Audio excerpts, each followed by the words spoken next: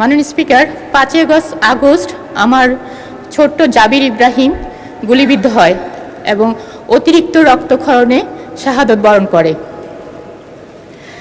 মাননীয় স্পিকার, আমি যখন ওকে দেখছিলাম তখন দেখছিলাম ও সাদা ফ্যাকাশে হয়ে গিয়েছে। একটা ফোঁটা বিন্দু রক্ত ওর ভিতরে ছিল না, পুরোটা রক্ত এই জমিনে পড়ে গিয়েছে। মাননীয় স্পিকার, আমার ছেলের মতো অসংখ্য শহীদের রক্ত ও বীর সন্তানের অঙ্গহানি আর্তনাদে ভাসছে এই জাতীয় সংসদ। দীর্ঘ 17 বছর পর নানা জুলুম নির্যাতনের পর এই রক্তস্নাত জাতীয় সংসদে আবারও অধিবেশন চলছে বাজেট আলোচনা, যা কিনা জুলাই না আসলে আসলে সম্ভব হতো না। মাননীয় স্পিকার, আমি মাননীয় অর্থমন্ত্রীকে ধন্যবাদ জানাতে চাই। 2026-27 সালের বাজেটে জুলাই শহীদ পরিবারগুলোর জন্য মাসিক ভাতা, আহত যোদ্ধাদের জন্য শ্রেণীভিত্তিক ভাতা এবং আবাসন সহায়তার জন্য 300 কোটি টাকার বরাদ্দ রাখা হয়েছে। মাননীয় স্পিকার, একজন বাবা অথবা মা সকল সুযোগ সুবিধার ঊর্ধ্বে যেটা চায় সেটা হলো তার সন্তানের হত্যার বিচার। দৃশ্যমান বিচার ছাড়া কোনোভাবেই ফেসিবাদী ব্যবস্থার বিলুপ্তি সম্ভব নয়। বর্তমান সরকারের কাছে আমাদের দাবি প্রত্যেকটা হত্যাকাণ্ডের বিচার। মাননীয় স্পিকার, 2026-এর 21শে জুনের প্রশ্নোত্তরে মাননীয় আইনমন্ত্রী বলেছেন, 24শে জুলাই সংঘটিত মানবতা বিরোধী অপরাধে আন্তর্জাতিক অপরাধ ট্রাইব্যুনাল মামলা করা হয়েছে 80টি।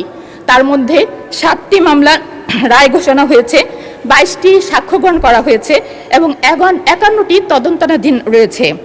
প্রায় 2 বছরে 7টি মামলা রায় হয়েছে। এ থেকে বোঝা যায় মামলা কতটা ধীর লয়ে চলছে। মাননীয় স্পিকার, এই মামলাগুলোর আসামি সংখ্যা 463 জন, গ্রেফতারকৃত হয়েছে 174 জন এবং এখনও পলাতক রয়েছে 288 জন। মাননীয় স্পিকার, 288 জন পলাতক রয়েছে, এদের গ্রেফতারের অগ্রগতি কি? মাননীয় স্পিকার, আমি আপনার মাধ্যমে মাননীয় আইনমন্ত্রীর কাছে দাবি জানাচ্ছি, প্রতি সেশনে শহীদ সন্তানের বিচারিক কাজের আপডেট জানিয়ে আমাদের বাবা মাদেরকে আশ্বস্ত করবেন। মাননীয় স্পিকার, জুলাই বিপ্লব শহীদের সংখ্যা 1000-এরও বেশি ছিল, কিন্তু আমরা এ পর্যন্ত গেজেটভুক্ত করতে পেরেছি মাত্র 834 জনের। বাকি 50 জন শহীদের তালিকা এখনও পর্যন্ত তালিকাভুক্ত হতে পারেনি। সুষ্ঠু তদন্ত সাপেক্ষে আহত জুলাই যোদ্ধা ও শহীদের গ্যাজেটভুক্তিকরণে প্রয়োজনীয় বরাদ্দ রাখা হোক।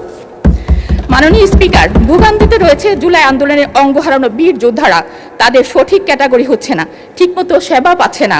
একজন আহত যোদ্ধা যারা আন্দোলনে হাত চলে গিয়েছে, সে কিভাবে গ ক্যাটাগরিতে থাকতে পারে? মাননীয় স্পিকার, এ ব্যাপারে আমি আপনার সুষ্ঠু তদন্তের দাবি রাখছি। মাননীয় স্পিকার, 844 জন শহীদ এবং 14,407 জন আহত যোদ্ধা স্বীকৃত। এই সংখ্যাগুলো পরিসংখ্যান নয়, প্রতিটির পেছনে আছে একটি বিপর্যস্ত পরিবার।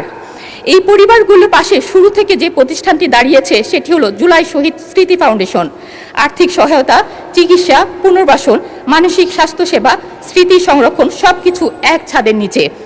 এই পর্যন্ত 831টি শহীদ পরিবার এবং 6127 জন আহত যোদ্ধাকে নিয়ে 120 কোটি টাকা সহায়তা দেওয়া হয়েছে সম্পূর্ণ স্বচ্ছতার সাথে, যা তাদের একনাবিল সিএ ফার্ম অডিট রিপোর্টে প্রমাণিত রয়েছে।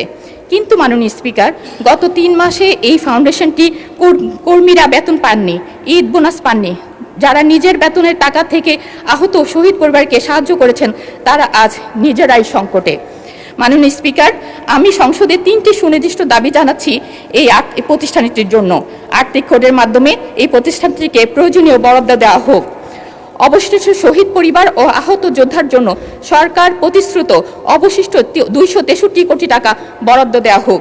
মুক্তিযুদ্ধ বিষয়ক মন্ত্রণালয় অথবা সমাজতন্ত্র মন্ত্রণালয় এই ফাউন্ডেশনটিকে আনুষ্ঠানিক সহযোগী প্রতিষ্ঠান হিসাবে স্বীকৃতি দিক, কারণ এই ফাউন্ডেশনের কাছে আছে স্বচ্ছতা, অভিজ্ঞতা, ওয়ান স্টপ সক্ষমতা এবং সবচেয়ে বড় কথা মানুষের বিশ্বাস।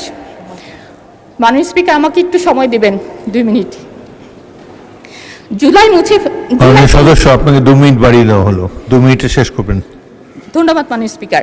জুলাইকে মুছে ফেলতে পলাতক ফ্যাসিস্টের বাহিনী বাস্তবে ও সামাজিক মিডিয়াগুলোতে অতিমাত্রায় তৎপর। বিভিন্ন জায়গায় জুলাই যোদ্ধাদের উপর নির্যাতন, হুমকি, স্মৃতিস্তম্ভ পুড়িয়ে ফেলার মতো ন্যাক্কারজনক ঘটনা ঘটছে। জুলাই যোদ্ধাদের আইনি সুরক্ষা দেওয়া হলেও রাজনৈতিক সুরক্ষা দেওয়া হয়নি। এ ব্যাপারে মাননীয় আইনমন্ত্রীর কাছে একটি সুস্পষ্ট নির্দেশনা চাচ্ছি।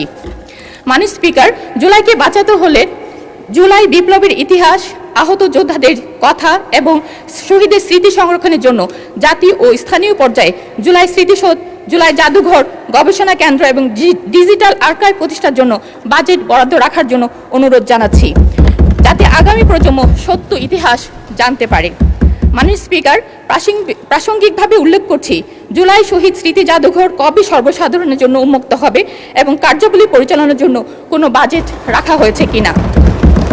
মাননীয় স্পিকার, আমরা ভুলিনি প্রিজন ভ্যানের সামনে দাঁড়ানো সেই মেয়েটাকে, যে তার বুকে সাহস দিয়ে সারা বাংলাদেশকে যে দেখিয়েছিল কিভাবে অন্যায়ের সামনে জীবন বাজিয়ে রেখে দুহাত প্রসারিত করে দাঁড়াতে হয়। মাননীয় স্পিকার, সেই মেয়েটাকেও ভুলিনি আমরা, যে ছাত্রলীগের লাঠির আঘাতে যার কপাল কেটে রক্ত ঝরেছিল। মাননীয় স্পিকার, জুলাইয়ের পর এইসব অগণিত নারী যোদ্ধারা হারিয়ে গেছে, কিন্তু তাদের হারাবার কথা ছিল না। আমি আপনাদের মাধ্যমে এইসব নারীদের সংশ্লিষ্ট মন্ত্রণালয় পুরো স্বীকৃতির আশা করছি।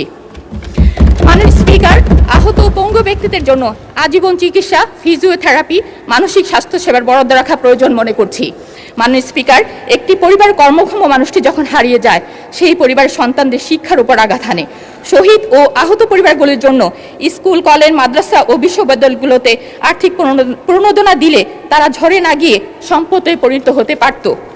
মাননীয় স্পিকার, মাননীয় অর্থমন্ত্রী বাজেট বক্তৃতার 3 নম্বর অনুচ্ছেদে উল্লেখ করেন, আমরা যে জুলাই জাতীয় সনদ স্বাক্ষর করেছি তা অক্ষরে অক্ষরে বাস্তবায়ন করার ঘোষণাও ইতিমধ্যে মাননীয় প্রধানমন্ত্রী জাতির সামনে এনেছেন।